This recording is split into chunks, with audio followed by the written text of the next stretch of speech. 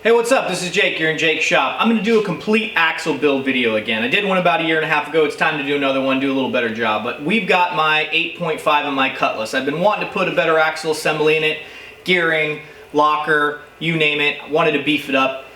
Finally did it. Put an entire video together here for us to watch. I'm going to go ahead and break it up in parts because it's going to be way too long for anyone to sit through, at least me, someone like me who won't sit still for more than 5 seconds, right? Break it up into parts here. We're going to talk about axle identification, kind of briefly, just more of the basics on some axle identification stuff, types of axles. We're going to talk about tools. When we talk about tools, we're going to talk about mostly the specialty tools. A lot of us guys will probably have tools that we have in our shop, tons of tools. We love tools. I love tools. There's some specialty tools you have to have if you're going to try to attempt an axle, and some you can kind of get by without. So we'll talk about tools. We're going to talk about the disassembly process of it as well, taking it apart. There's the shims. If you've got an axle complete and you've got some shims in there, you're going to want to take it apart properly and kind of take some measurements, keeping track of bearing caps and things like that. We're going to talk about the pinion shims themselves. You know, if you're rebuilding an axle, you got the existing pinion, you can take that thing apart. Check those shim thicknesses because ideally they're close, if not right on, to what you're going to need. But to do that, you're going to want to make yourself a pinion setup bearing, which I show in this video. It makes it a lot easier to recheck your wear patterns when you're getting your shim thickness on your pinion. Then we're going to go ahead and talk about the carrier assembly. Putting the ring gear on the carrier is not as simple as it sounds. People like to make it look really easy. It's not all that easy without a little bit of baking. We'll get involved. You'll see that baking. You'll see that in a little while. Also, the carrier preload on the carrier itself and checking your backlash, right? We're also going to talk about the carrier preload. After that, really, you know, after you've gotten it out of the car, you've done all your work, you put your axle back together, you throw it back in like it's really easy, right? I'm not going to go over putting it in the car and taking it out of the car, but we're going to talk about the final part of it as well. Did I talk about part selection? I don't know if I did. Anyways, there's a lot of parts. There's so many parts to these things, it's not even funny. Options with differentials types and gearing types, we'll talk a little bit about that. But really, also on that note, I chose Randy's Ring and Pinion, Randy's Worldwide for this process. Yukon gears. They're great. They're great for us DIYers to be able to do and actually do this yourself or attempt to do this yourself. Wealth of knowledge. I've used them on my first build a couple of years ago. I'm on my 5th axle now. I use them as a resource. They're a tool. You call them up, you ask a lot of questions, they get you on the right track. Say, hey, this is my engine, this is what I want it to do, this is my tires. They'll help you figure out what you need and figure out what kind of build you're going for, right? That's really key in this process. They basically helped me over the phone build my first axle. Now I'm on my 5th, right? So I've used them, I've used their parts, hands down, just a great company to work with. After that, really, you're just going to break in the axle after you put it in, right? There's going to be a break-in procedure. So yeah, hope you liked the video. We'll get on to it. Like I said, go feel free to fast forward to any of those parts that look like they might be something you want to see versus other stuff. There's a lot of little tips and tricks throughout the entire video if you've never done one of these that I've learned now on my 5th one that's really helped me. So on to the video. Okay, so what we've got here is a GM 10-bolt axle. Now, most GM axles are going to be very similar. There's going to be a lot of things that are similar throughout this video if you decide to do your own axle versus the big difference on this one is it's a non-C-clip style axle. You're going to notice that by this big plate in here, right? And your bearings are actually held in and the entire axle is held in with this plate.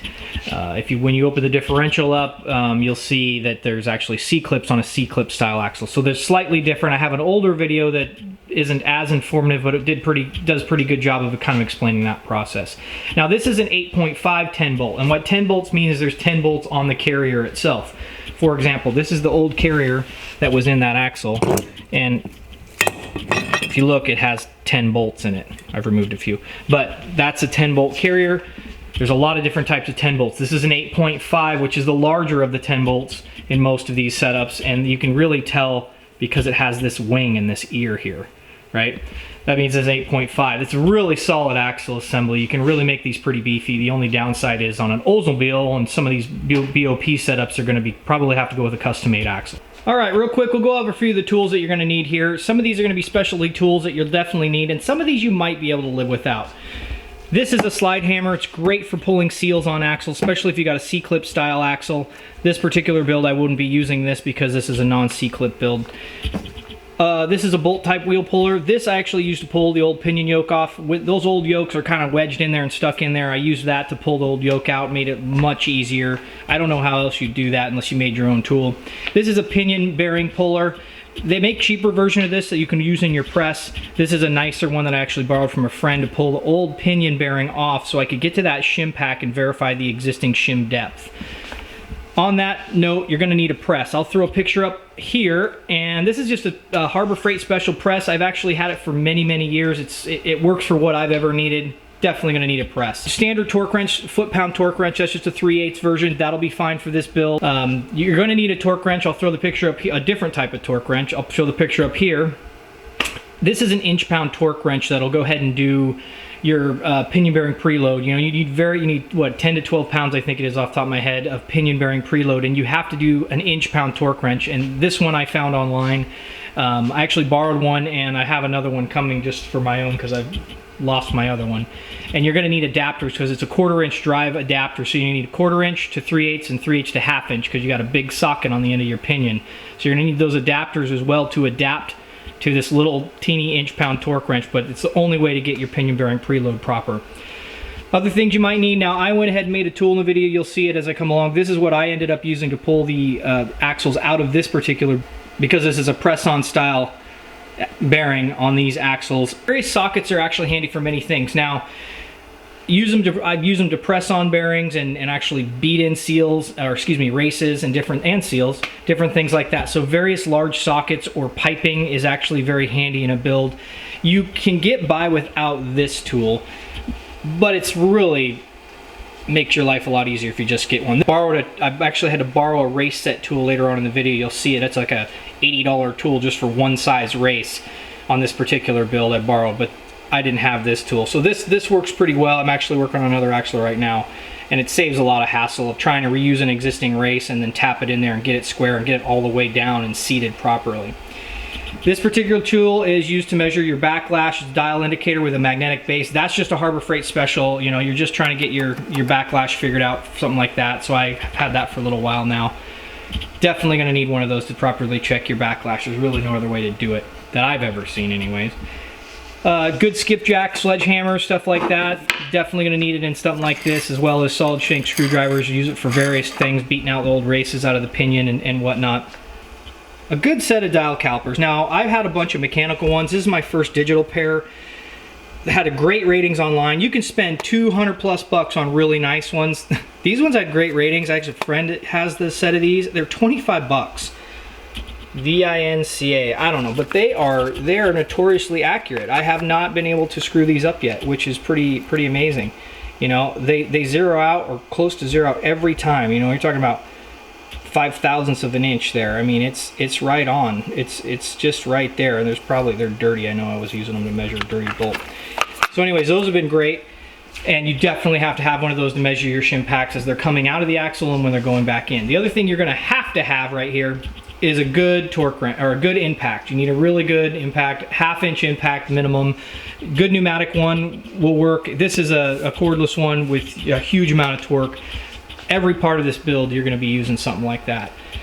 So like I said, some of the stuff you can get by with, some of the stuff you just can't. If you're going to attempt a build like this, you're going to have some of these specialty tools. I would obviously have put the brake a brake tool up here as well for the drum brakes. You know, I didn't really go into removing the brakes on this axle. Next process is really deciding what parts to buy, and it's an enigma, right? You definitely want to look at your axles and, you know, yeah, the car year and manufacturer and whatnot of the car, sure, but when you're dealing with old muscle cars, you never know. I mean, people change these suckers out, they've rebuilt them, sometimes they're right, sometimes they're not. This one's nice and clean now.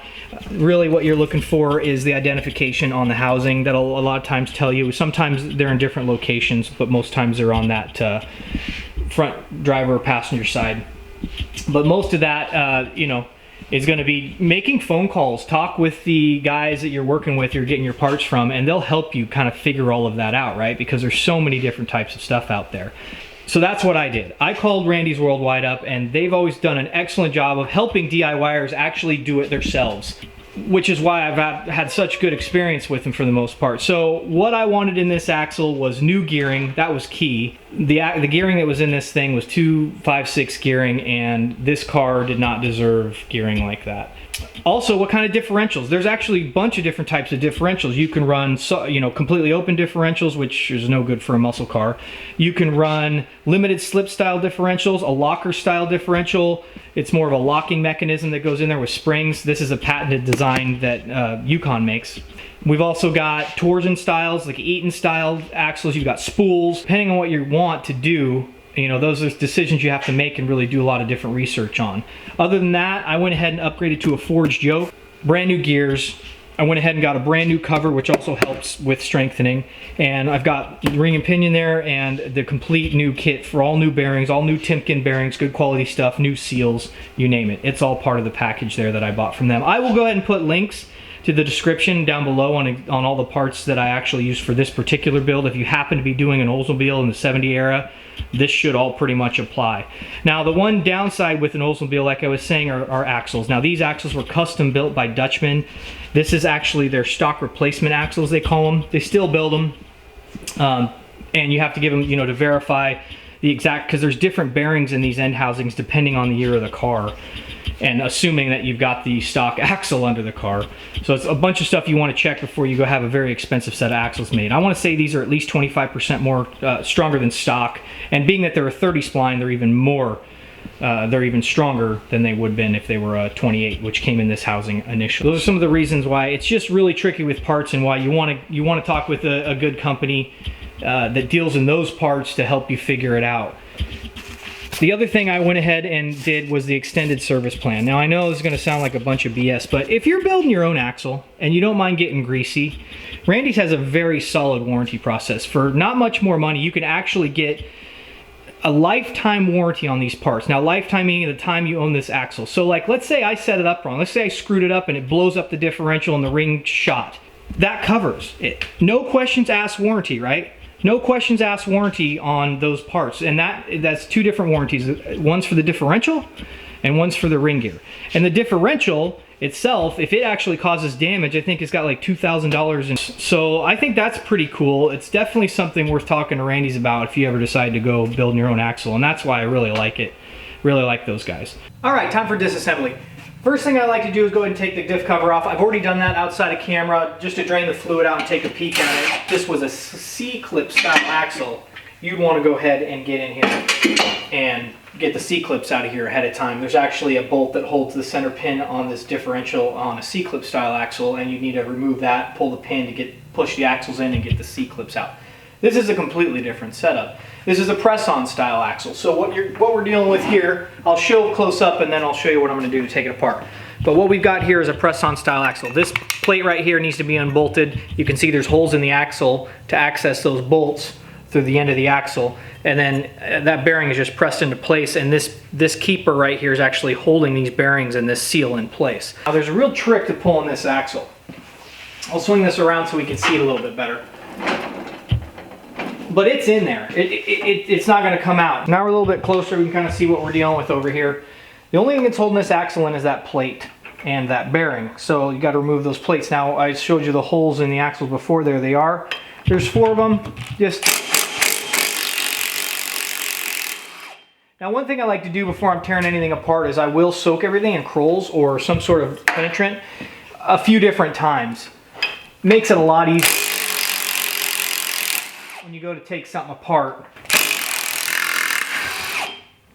Okay, don't want to lose those because I do not believe I've got extra ones. All right, now the axle's actually stuck in there, right? The plate's loose. So there's nothing. There shouldn't be anything really holding it in. But, ooh, nice catch. But time. So rather than some weird special puller, which I know they make for these sorts of things, I'm not going to bother with any of it. I'm going to use a piece of all thread. Keep it around for different occasions, but this is just a 1/2 inch nut or 3/4 inch nut and a strut nut. And what I'm going to do is use it as a as a puller. So I'm going to thread this in, and all that's going to do is going to put pressure on the back plate and pull this axle back out at me. So once I get this to the right depth,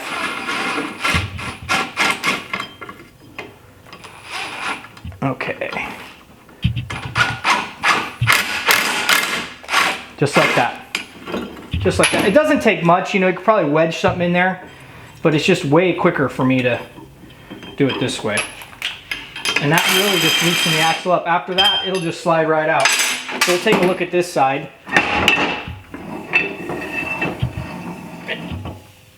And there it is. Voila. Okay, next part of disassembly, we've got the axles out. This is a differential. Now, this is something key in the entire build process and something I kind of want to keep note of the entire time. You can see the bearing caps on each side of the differential here and here. There's an arrow pointing out and an arrow pointing out. Those should go back in the exact same way we take them out. Fairly straightforward to take these off. You just unbolt these bolts, pop the caps off. Now, most times differential is pretty well wedged in there. You can kind of lightly tap it with a mallet or stick a couple pry bars in here to wedge it out. Since we've got this on the camera here, I thought I'd show you one of the big reasons I'm changing the differential out is because it's an open differential. There's no springs, no clutches in here. It's not a locker or a posi or anything of the sort. It's just a full open differential. That's why it's going bye-bye. The next thing here is the gearing. Now, one way to, pretty straightforward on way to tell gearing. You can count all the teeth on the ring and divide that by the teeth on the pinion. If you can see back in there, you won't see it on the camera, but the teeth back on the pinion. So to divide the teeth on this ring by the teeth in that ring, and that's your gearing. There's an easier way too on GM cars. You don't have to bother counting and try and keep track of which tooth you're on. If you actually just look, I'll zoom in, and hopefully you can see it on the camera. I'll try and point it out. But there's two numbers. This is a stock GM ring and pinion, but it's 41 and then a dash. 41-16. 41 divided by 16, that is 256 gearing. I'm jumping up to 373s, which will be perfect for this application. So this ring will look a lot different when it's done, and the pinion actually is a lot different as well. I'm not going to bother videotape showing this coming out. That's really all that it is. These two bolts on each side pop off. I'm going to keep track of the bearings. I'm also going to measure exactly what shim thickness is on each side. More of just a note. Most likely it's going to be completely different. If you were going to reuse this setup, you definitely want to keep good measurements on these shims that come out of here. I'm not bothering with that. I'm not just changing gearing here. I'm actually redoing a whole differential, but I am going to note it, and I'm going to keep these bearing caps on the right side. Okay, went ahead and got that differential out of there. It wasn't too bad. I went ahead and gave it a little love tap here on a couple different sides. Again, I'm not trying to save this differential. Loosened it up a little bit, got the pry bar behind it, and it popped right out. So this is a really good way to show you how this thing is actually put together. Now, this was the shim that was on this side of the axle, and this is the shim on the other side. Obviously, I don't really need these anymore. These were machined at the right distance to make all this gearing line up properly. So what happens is, you can see when this is apart, these are the tricky shims, right? When you go to put this thing back together, that you have to stack up and get perfect. Here's the race that was in here before, and what it's doing is locating the differential and the gearing from the ring to the pinion. So I'm going to keep those kind of for reference. Now, these again are the bearing caps on each side. I'm going to go ahead and use a grease pen and mark those, clean them up, set them off to the side. This being the passenger side and the other being the driver's side. I'll mark them up. Is that right? Yeah. So the other thing is here's your big old pinion. Now this is the same thing as the ring. It actually has a stamp in here that you can hard to see. I won't bother on the camera, but it says 1641. So that's the pinion for that ring. Now, taking the pinion off, there's a how's this going to come off? I don't really know. No, I'll show it. We'll flip it around to show you what I'm going to do to take that off. Okay, I'm going to try and get a good view here. This is the pinion. This is the opposite side. This is actually the pinion yoke. I've got a new yoke going on this one. I've got a brand new one here from Yukon. It's a forged pinion yoke, so that thing will be bulletproof. This is going to be garbage. So to take this thing off, really all you need to do, first thing, is get that nut out of your way. Now, this particular one is 1.25 inches, so big ass torque wrenches are the right way to go. And I love these torque wrenches, but it's the only way, impact, it's the only way to get this thing off. there's that beast. Now, unless something's wrong with this thing, there's no way that's going to come off of there. You actually have to use a puller. I'm going to go ahead and use a steering wheel puller because that's what I have and it works great. Is center that thing right in there and pull this right off. I'm going to go ahead and even use these bolts. Now again, I'm not trying to save this yoke. I've got a brand new one over here. So I'm not too worried about damaging it, but I can reuse these bolts. A lot of this stuff stretches anyway, so you wouldn't want to reuse it. But there's actually, I don't know if you're going to see it in the camera or not, but there is a little pilot hole in here, which for this puller will be perfect. As long as I can get access to those, we'll be good. We'll get this set up here. I probably want to put a couple washers on it.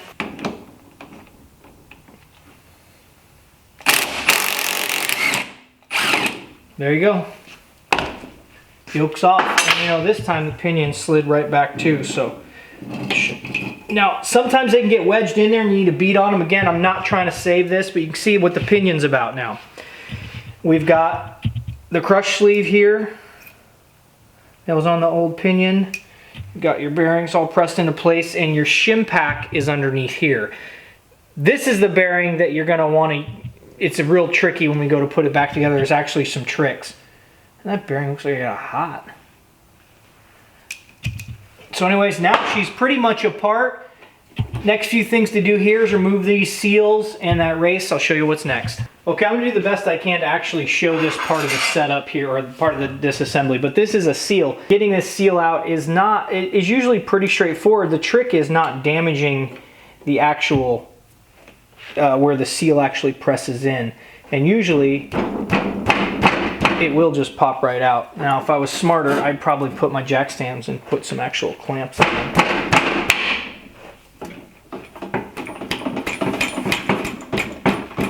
Bearings right around in there. There we go. Old seal gone. Here's the other half of the bearing for the pinion. Now, the only thing that's left to take out of here at this point are the two races that hold these bearings, right?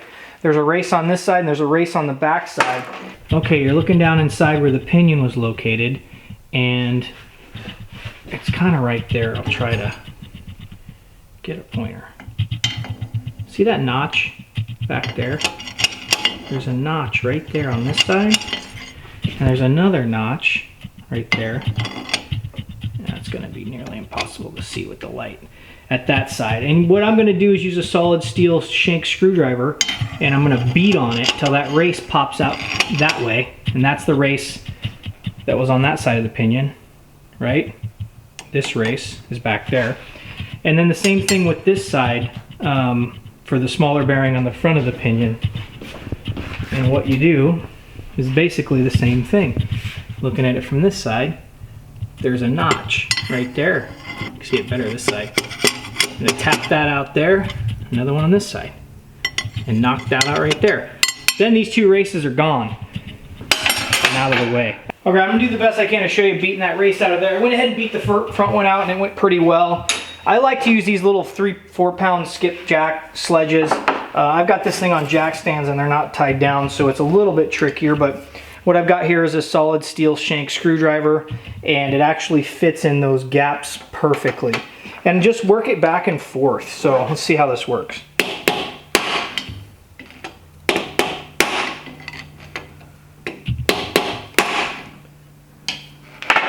Should tie that jack stand down.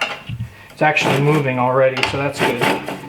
Put more downward force on it. Now the other thing I'm trying not to do is too much of an angle because there's actually a machined edge on each side of these. And I don't want to scuff that up. I don't want to scar it. I'm just trying to get this race out.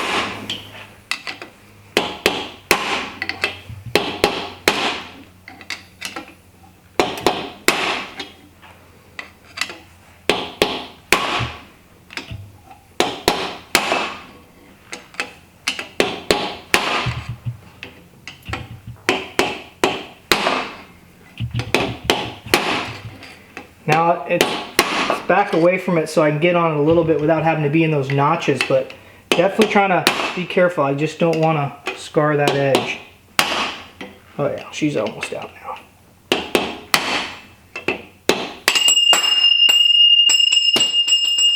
Just like that. Okay, I'm not going to bother videoing the entire process, but I'm going to show you I'm starting to clean this axle up now. that is all, I don't know, 30, 40 years worth of road grime coming off of there. You know, my initial pass, I'm really just using a scraper. I got my handy little scraper here. And that's just to get the big stuff off of it.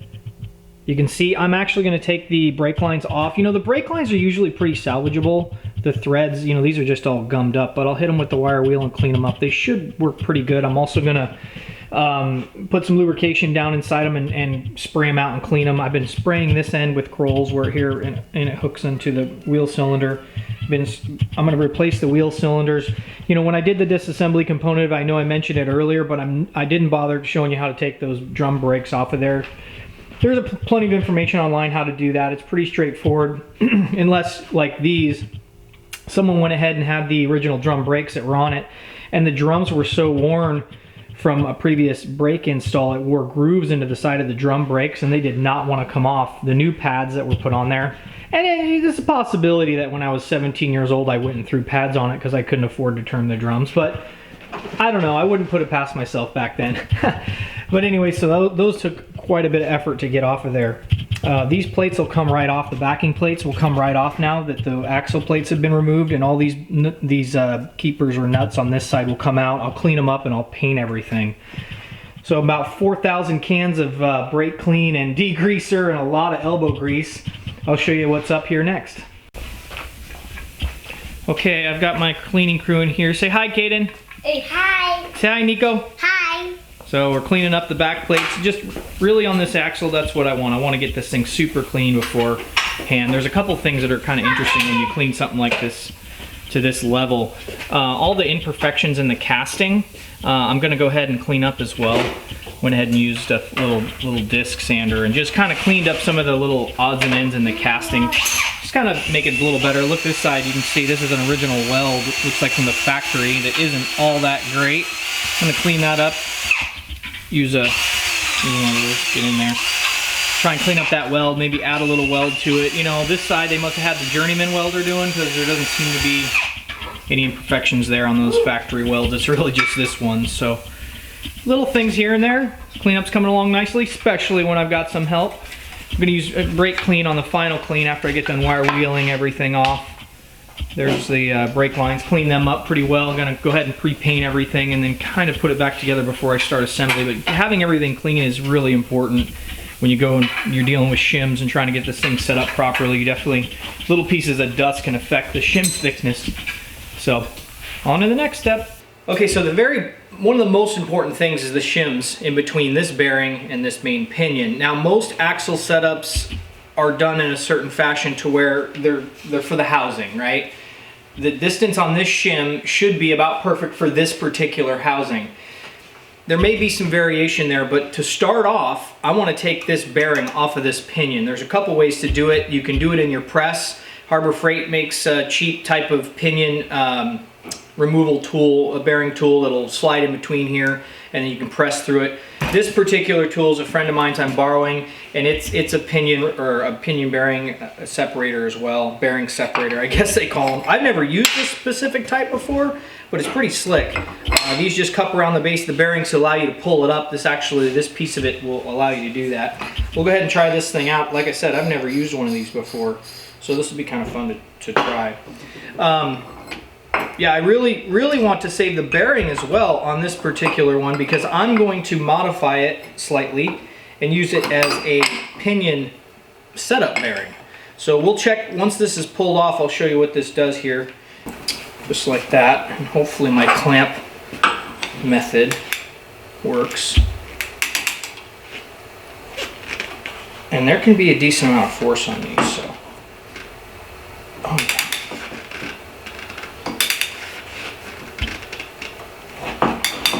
Man, I wish I had an impact for this.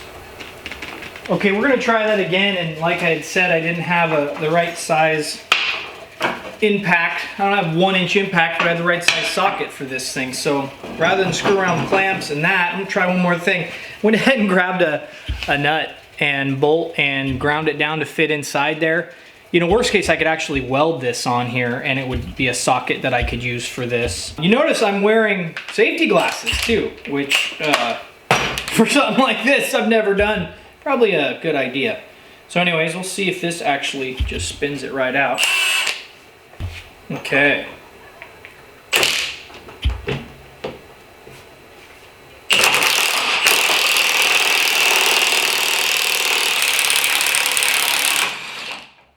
Something like that. Yeah, I'm not gonna sit there and turn that wrench for that long.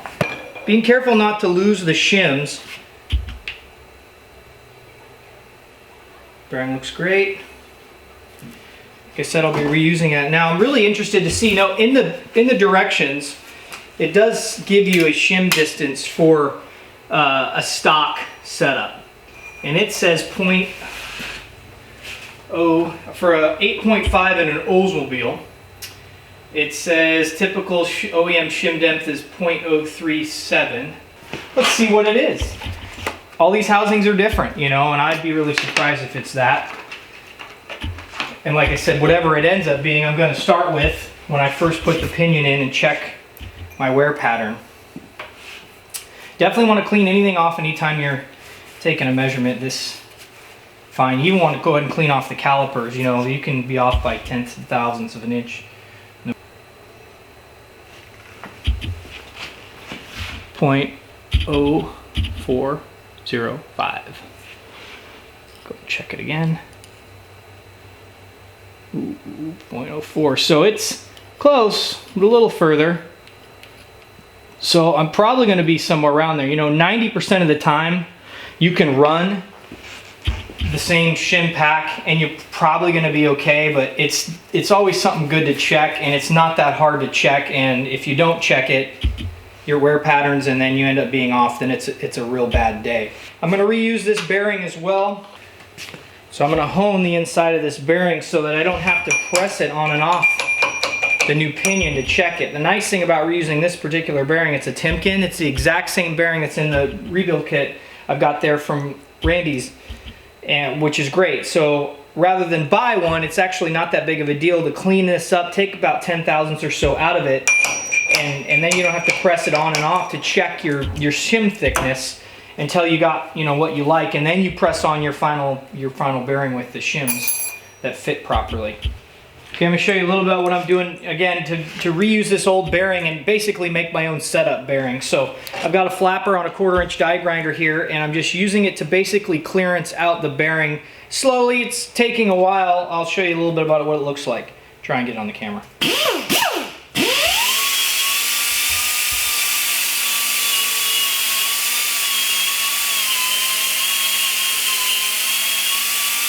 So just doing that for, I don't know, 20 minutes straight. Eventually it should be able to just slide right on the pinion.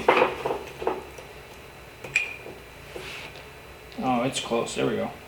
Yeah, it's sliding right down on it now. So I'll probably take a leather a little bit out of there. Now, again, it probably wouldn't be so rough if I was reusing this pinion. I'll check it with the new pinion as well, and that'll be my setup bearing. Okay, brand new in the kit. We have a bunch of things going on here. This is all from Yukon. This is how it comes packaged. Brand new, nice. I've got both pinion bearings. I've got my new carrier bearings. I've got my shim packs here, new pinion seal, and my grade 8 bolts for attaching the ring gear to the carrier. So opening up the kit here, I need to get the races that are part of the pinion bearing. Now that's going to be these two. These ones are actually for the carrier, so I'm going to open this up here. We'll get the races out. Now one thing that's really key in this process is you need to clean these races. Even though they're brand new in the package, take them out. I use brake cleaner, wear a glove. I'll get them all cleaned up. The other part that's really tricky, it's not tricky, but you have to do, is clean up inside where the old races where you knocked them out. Now, I know I did a lot of cleaning beforehand, but it doesn't matter. I didn't clean these enough. And what I like to use is just a little bit of emery cloth. This is a fine grit emery cloth. You can use green, whatever color.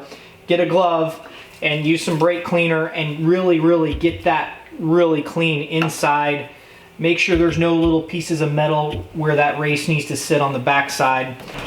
Okay, I'm going to show why it's so important to clean these before you put these races in. Now, I'm hoping this will actually focus in. But what we've got here, that one I actually went ahead and scraped on pretty good. Here we go. You see around the edges where those gaps are where you knock the races out? There's a little teeny bit of metal. I just feel my fingertip, my fingernail. So I'm going to reach in there with a little sanding disc on my 1/4" die grinder, right? I'm going to get down in there and just touch those up just slightly. All that's really going to do is prevent the race from sitting completely even and flush and, you know, along this back flange really nicely. The other one must have been in there like that before. I like the idea of those being completely compressed, so I'm just going to barely touch it up and clean it. You can see I need a little more emery cloth and a little bit more cleaning right around that bottom corner with some brake clean.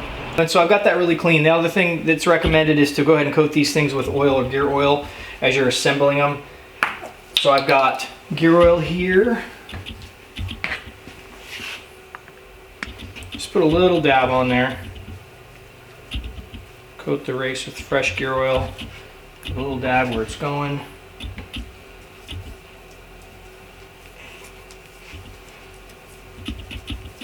Okay, I actually don't have, there's a separate tool that you can actually get that'll knock these in as well. This is for seals, so it's not as robust, but it'll actually work, especially to get it set. So the race goes in like this, and really the trick is just making sure it's nice and square, which is nice.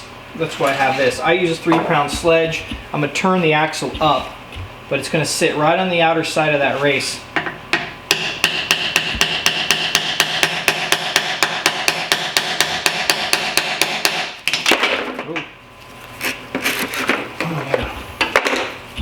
Kind of knock it in square. I basically did the exact same thing to the back side.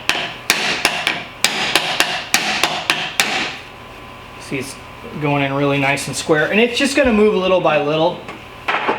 Okay, after it's pretty much set, it's on the right track, I'm going to use the old race, and I'm going to put it, you know, there's the fat side and there's the skinny side. So it's probably out of camera, but I'm going to put this in like this. I'm going to use that to tap it. And with a 3-pound sledge, it doesn't take much. And it's moving really well. So, I've also got various sizes sockets. Some guys will use pipes as well. This kind of helps get an even pressure around the outside of the race.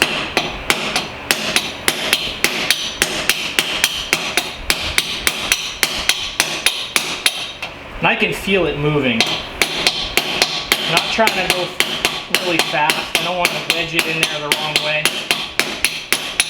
Just kind of let friction and everything else be my friend. So that, and I can almost feel it when it bottoms out and stops. That is right there. I think it needs more.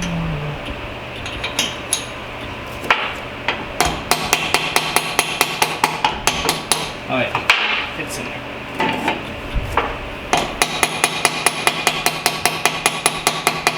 Perfect. All right, that's it. Races are set. I did the back one in the exact same method using the old race, you know, to make sure when those races match up, they're just perfectly even, and then you don't have to worry about dinging it.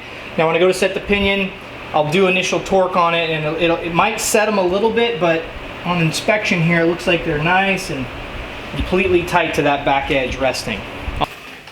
Okay, some toys. Get to open some more boxes up. The next thing I'm going to do is go ahead and set up the carrier. Now the carrier that I'm using obviously is a Grizzly locker. I'm not using the original carrier. This is the original carrier and the original ring gear that came out of the axle. Now there's two main shim packs, right? There's the shims that hold the differential itself, this way and that way, shimming each side of it. And then we've talked about the shims that are in between the pinion and the front pinion bearing, or rear, however you want to figure that.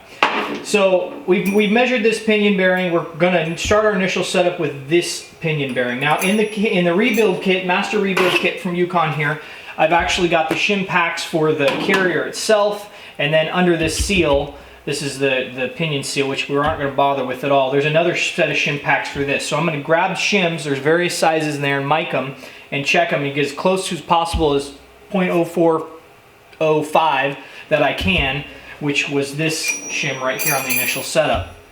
The new gears are in here. Now I went with a 373. These are spanking new, so same thing as with all of the parts in these kits. If you're using new parts like this, clean them up. They've got their initial coating on them. I don't know what it is, but it definitely is something that's not going to be what you want in that system, and it'll actually hinder you from proper setup in some ways. So here's my brand new pinion. There's the old one. You see how much bigger that thing is, right?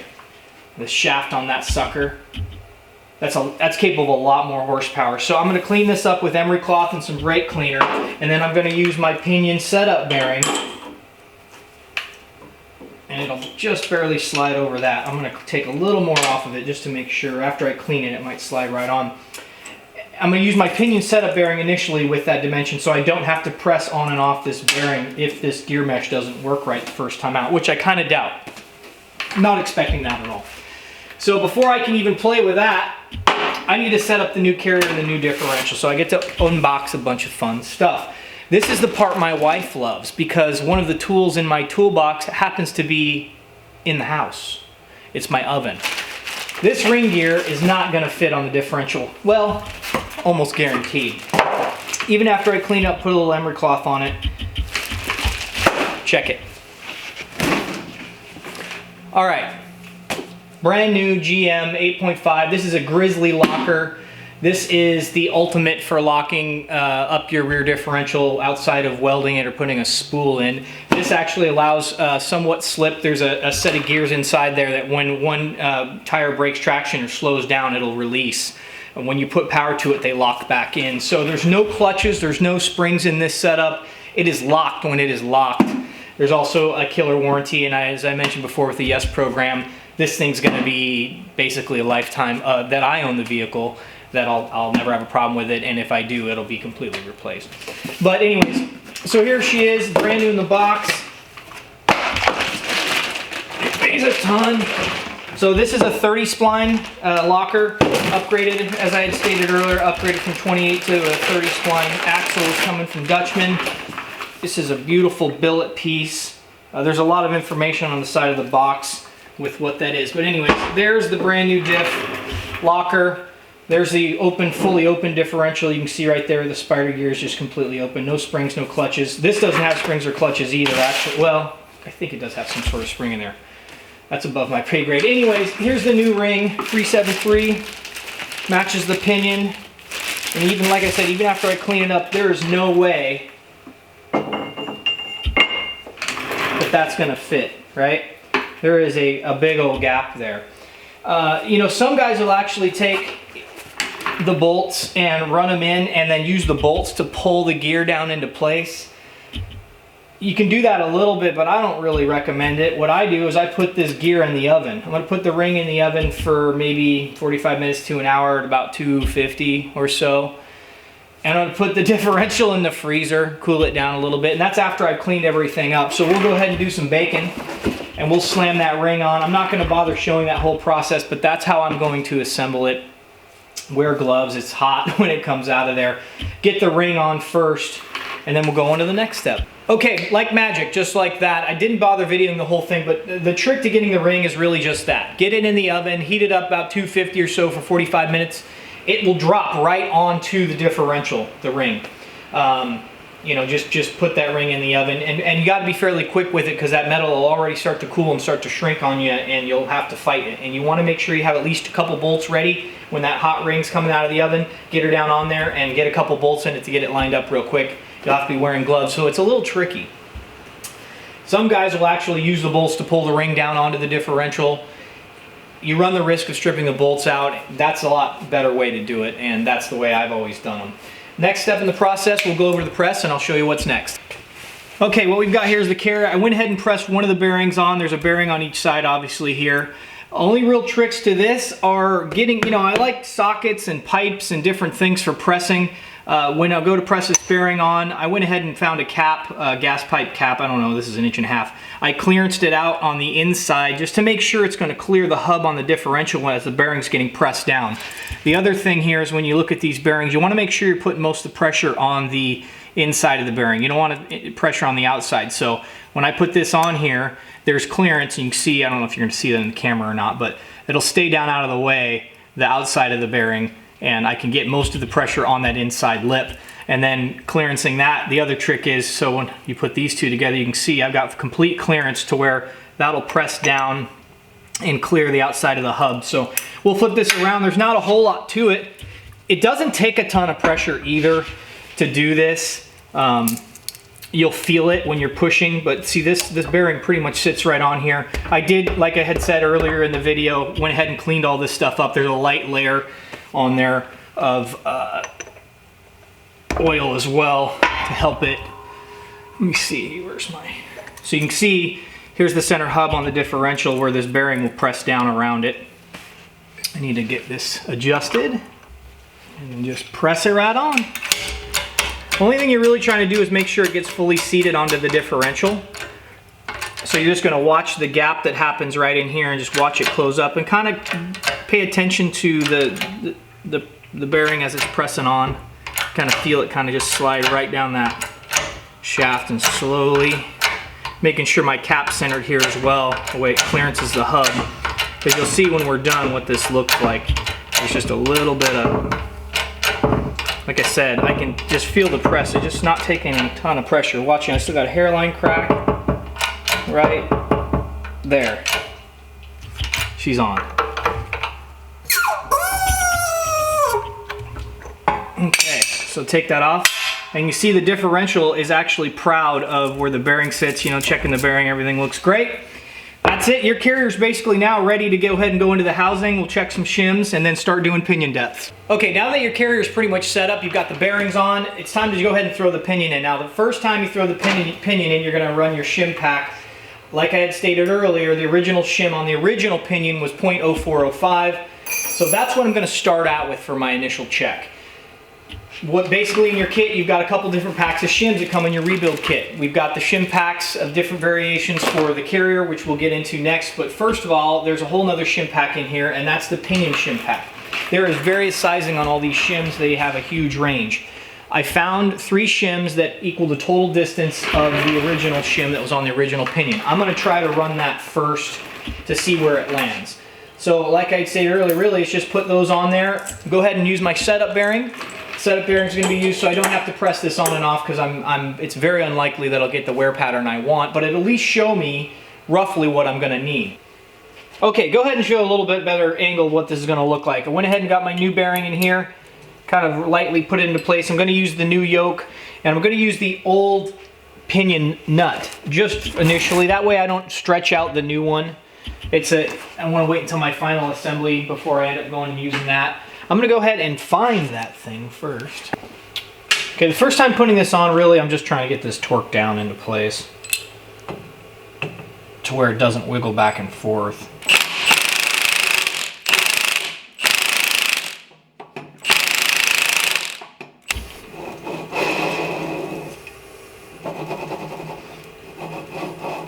Okay, that'll be good for now, just for that initial check.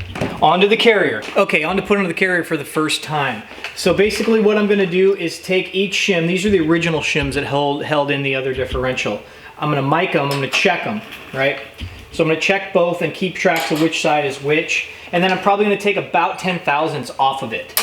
So what we're gonna do, in the kit, they give you a ton of shims for the carrier. It's a 2-piece shim. You see how it's got that rib on it? And then there's a thicker shim in there, and that's the opposite side. All you're gonna do is take these massive amount of shims here. They come in just hairline fractions to 10 thousandths. There's a ton of different measurements in there. And I'm gonna stack them up inside this ring first to what I want, put the cap in, mic it, and I want 10 thousandths less than this shim before I get done. I'm gonna put them in. Then I'll slide the carrier in. Again, I'm not checking backlash, I'm not checking anything. Backlash is basically how much that pinion or how much that differential can move before it starts to move the pinion, basically the gap between it. I'm not worried about the gap, I just need the fit to start so I can start checking the pinion distance, believe it or not. This is just the initial setup. So I'll get this in here with a little bit of play. I'll check my shims, put the carrier in place, the differential in place, and we'll start looking at some wear patterns. Okay, like I said, I found the shims I liked for the most part. It went in and out a couple times just to test it, but so I took about 10 thousandths out of each of the original shims that were in here and tried to get it in there. And when I initially put it in there, there was like it got in there, I was able to get it in there, but there was no backlash at all. So what I did is I shifted the pinion this way by taking about another 10 thousandths out of this side and adding another 10 thousandths to this side. Shifted it over just enough where I could slide it back in there again. And if you can hear it, There's just a teeny little bit of backlash in there. Right now I'm not adjusting for it, but I do want to kind of get it close-ish just for the initial setup. So we'll go ahead and bolt these bearing caps back on. Like I had said when I took it apart, make sure they're on the same side that they were before. We'll get these bolted in here. So I've got just still a little bit of backlash, which is perfect. So now it's really just time to check my wear to see how close is that shim pack on that pinion. What's my wear pattern really look like? So in the kit that they give you at Randy's Worldwide, you've got a little brush and you've got a little bit of marking compound here. I don't know what the official name of it is actually. Paint. Now I'm marking both the drive and the coast side because that'll give me an idea of what's going on here. Got that pretty well marked up. I can already tell the pinion's too close. So you can see in the hair that this D pattern is starting to wear on the inside. That thing's bottoming out and it's just way too close. So I'm getting this sort of thing. And on the drive side, you can't really see in the camera, but it's really starting to look like this. Way out here. So that means the pinion's too close. So what I'm gonna do now is take it all back apart. I like the shims that I'm seeing right now as far as the carrier shims. So I'm gonna make sure that those retain the same and kind of keep running with those. Pull the pinion out. I'm gonna take 10 thousandths out of it, do it again. Okay, I'm gonna show you what's going on here. I'm down now, the shim is so thin, it's 0.018. I do have a thinner shim than that, but there's gotta be something going on here. You can see, looking at the wear marks, that's way too deep. That pinion's still showing that it's way too close, and there's no way that it should be close with that small a shim in there. So basically what I'm confirming now is that that race isn't set. Some guys will try and set races by torquing on that pinion nut and getting those two bearings to squish in hard enough to set races. That's not what you do. That'll destroy things. It's not the right way to do it. My hammer method was working for me, works for me sometimes, but I went ahead and I'm borrowing a tool from a friend here. I've got a tool that actually sets the race. These are different sizes for each type of race, and I'll show you how this thing works, because I'm going to pull this back apart, I'm going to beat on that thing, and it'll tell me right away whether or not it moves. I'll show you. Okay, so again, this is the tool I'm going to use to make sure that race is fully set. You know, when you're dealing with 20-30 thousandths of an inch, if it's not fully set, it's going to show it really improperly. So it is very important to get those races set the right way. Nice thing about something like this is you hit it with a hammer, it's gonna not damage the race, and it's gonna make sure it's seated. And what should happen is if I hit this, once it kind of bounces back up at me a little bit, then I know that race is fully set. And it takes quite a bit of pressure. Now this fits perfectly inside there. Yeah, oh yeah. See that? It's just bouncing right off. If that thing went down way far, crap. So basically what that means is I'm going to start back over at the start. I'm going to go to 40 thousandths again on that pinion, and we're going to see what it looks like, because that moved quite a bit. A lot more than I thought. Okay, I went ahead and reset it up with 40 thousandths of an inch, and I've got a really good gear pattern now on the differential. I'm going to go ahead and press the bearing on, the final bearing on. This hasn't been set up yet, so I ended up with 4 different shims to get to 40 thousandths, which is actually what came out of here. I'm going to go ahead and press this bearing on in the press, and really that's what's nice to have a couple pipes laying around. This pipe is a 2-inch pipe, and it has to perfectly fit over the pinion and also press the bearing. And I want to press on the inside of the bearing. I don't want to press on the cage of the bearing. That way I've got complete pressure around the outside, and I can still clear this because it's not going to go on. Okay, I went ahead and got that bearing pressed on the pinion. Now normally what you should probably do is put it back in without your crush sleeve and check your wear again. But I'm going on a little bit of faith here. I think it's going to be fine. Save an extra step. Worst case scenario, it's not right after I put it together, and I'll waste a crush sleeve. So crush sleeve, there's 2 ways to put a pinion in for your final assembly. After you've got your shims dialed in, you can use a crush sleeve, which looks like one of these on the pinion. And what that does is when you're torquing down the pinion, or the other side and the yoke onto the pinion, this keeps a little bit of tension between these 2 bearings. You want a certain amount of tension always there, and you don't want to over crush it. If you end up over crushing it, you're going to have a lot of problems. You won't keep your preload on the bearings properly. So I'm going to go ahead and try this for final assembly before I check my carrier again. And worst case, like I said, I'll destroy that. Okay, so if this is final assembly, which I hope, I'm gonna go ahead and put the bearing in, and I'm gonna put the seal in as well. The only thing I'm gonna do for the seal is put a little bit of white lithium grease on the inside of the seal, and then I'm gonna tap that into place before I throw my yoke on and throw the pinion in.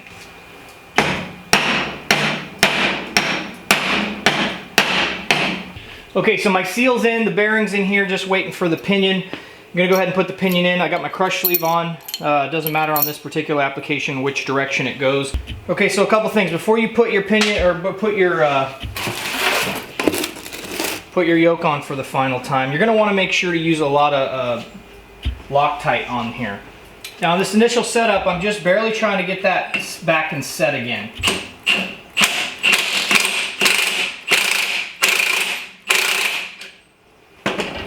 This is where you can screw up, but see how the yoke is moving back and forth? I know I have plenty of room before I'm even touching that crush sleeve.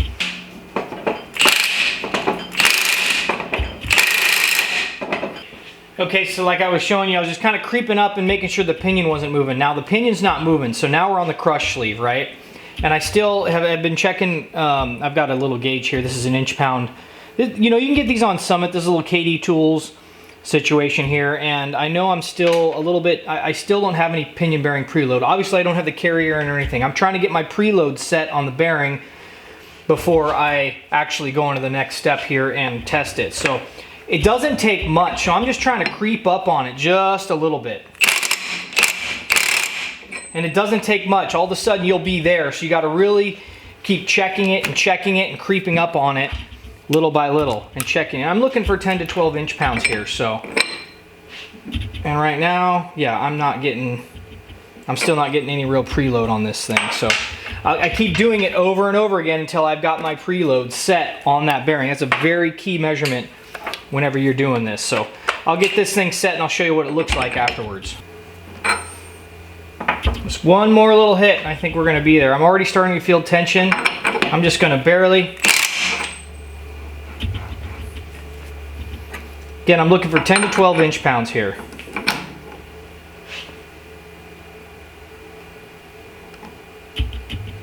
Just another little hit.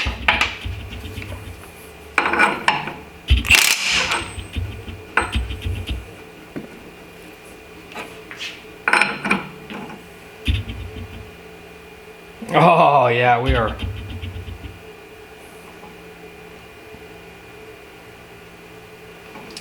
We are right there. I'm just going to give it one more little. Yeah, I think that's going to be it right there. Yep, there she is. There's my preload. I don't know if you're going to see it in the camera, but I'm right at 12 inches as I'm moving.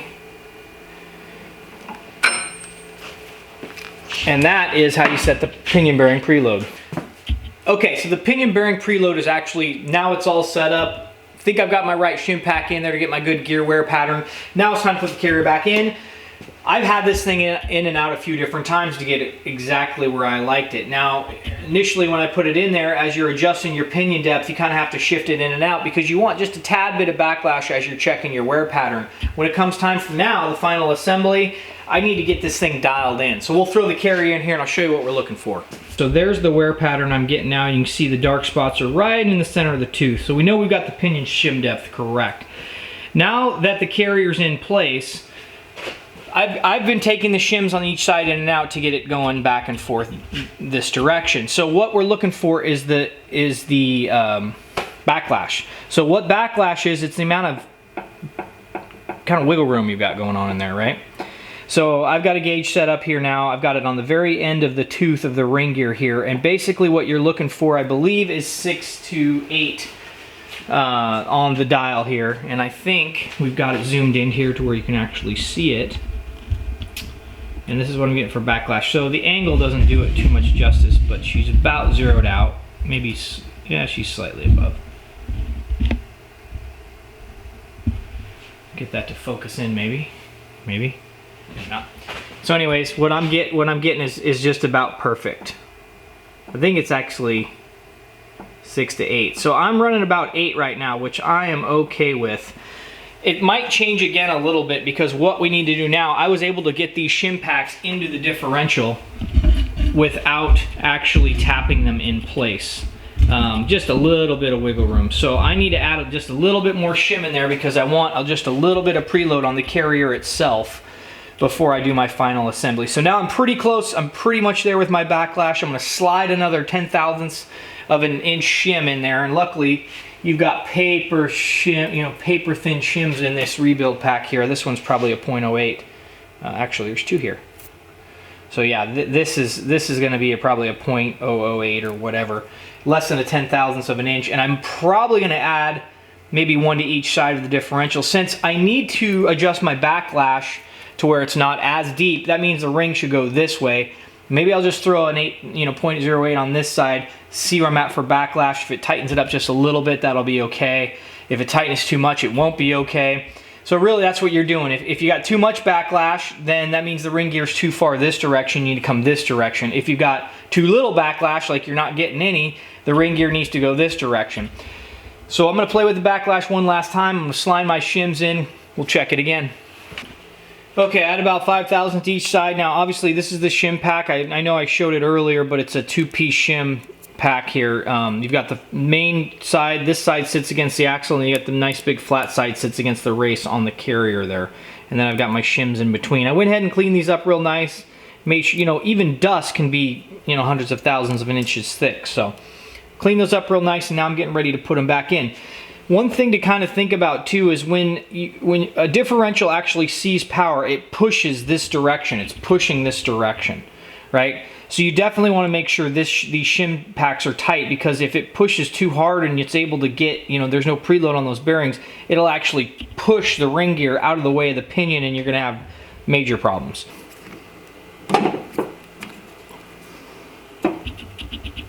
Okay, so I can't push those with my hand, but I know if I just do a light little tap with a hammer and a brass punch or a soft punch, she'll punch right in. We'll do that next. Now I'm right-handed, so this is going to be hard to show.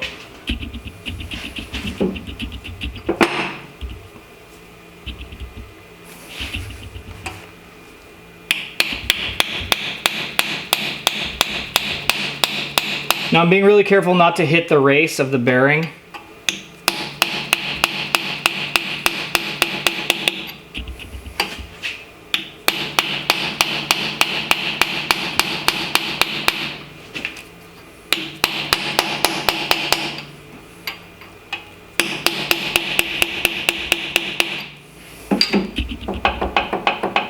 Sounds like I have my backlash still, but we're going to check that next. First I want to put the bearing caps on. These actually get torqued as well. 60 foot-pounds for the bearing caps. No Loctite.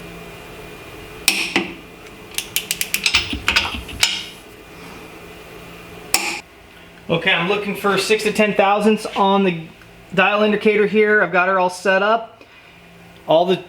I've got my shims preloaded. Everything is pretty much looking good. I've rechecked my wear patterns. They look good. And my backlash right now is sitting at 8.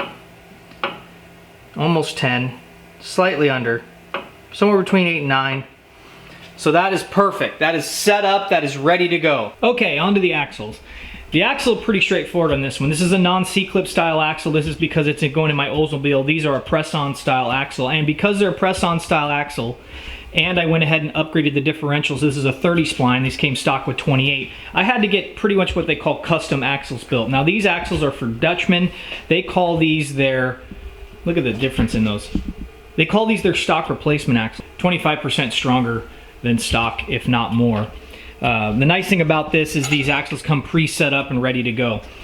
Meaning on a non-C-clip style axle, these bearings have to be pressed on, or put down the shaft, and then a keeper pressed into place to hold them.